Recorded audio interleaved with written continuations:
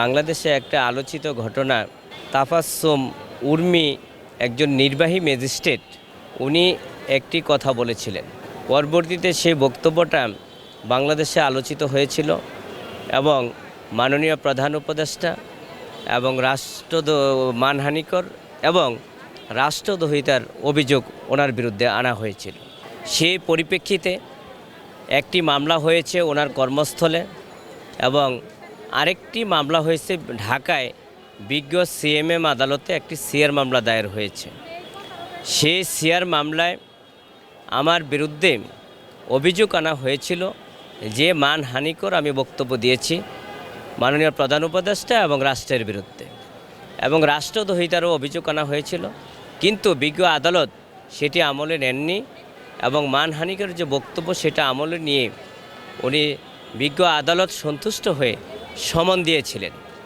সমন পাওয়ার পরে আমি নির্বাহী ম্যাজিস্ট্রেট উর্মি, যেহেতু আমি আইনের লোক এবং আমি একজন ম্যাজিস্ট্রেট, আইন এবং আদালতের প্রতি পূর্ণ শ্রদ্ধাশীল হয়ে বিজ্ঞ আদালতে আজকে স্বেচ্ছায় আত্মসমর্পণ করি এবং আমরা জামিন চাই।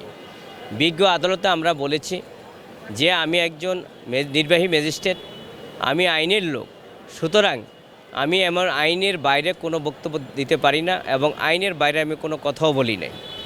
এমনকি আমার বিরুদ্ধে যে মানহানিকর বক্তব্য আনা হয়েছে, এলিগেশন আনা হয়েছে, সেটা সঠিক না। আমি একটি বাক স্বাধীনতা হিসাবে আমি একটি কথা বলেছিলাম, সেই কথাটা বিকৃতি করে প্রচার করা হয়েছিল। সেই কারণে এই যে মানহানিকরের যে অভিযোগ, সেই অভিযোগটা সম্পূর্ণ সঠিক না, ভিত্তিহীন এবং উদ্দেশ্য এবং ষড়যন্ত্রমূলকভাবে আমাকে এই মামলায় অভিযুক্ত করা হয়েছে।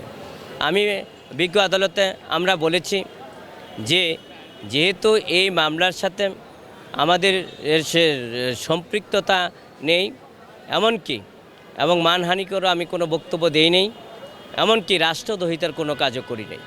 আমি একজন নির্বাহী ম্যাজিস্ট্রেট, আমি মানহানিকর বক্তব্য দিতে পারি না, এমনকি রাষ্ট্রের বিরুদ্ধে কোনো কথাও বলতে পারি না, কাজও করতে পারি নাই। একজন বিসিএসের জুডিশিয়ালের কর্মকর্তা, সে হিসাবে আমি অত্যন্ত সচেতন এবং আইন এবং আদালতের প্রতি আমি অত্যন্ত শ্রদ্ধাশীল। সেই পরিপ্রেক্ষিতে বিজ্ঞ আদালতে আমরা সেই সাবমিশনগুলো রেখেছিলাম। বিজ্ঞ আদালত অত্যন্ত ধৈর্য মনোযোগ সহকারে আমাদের সে বক্তব্যগুলো উনি শুনেছেন। তো পরবর্তীতে বিজ্ঞ আদালত সন্তুষ্ট হয়ে আমাদেরকে 500 টাকা বন্ডে ধার্য তারিখ পর্যন্ত জামিন মঞ্জুর করেছেন।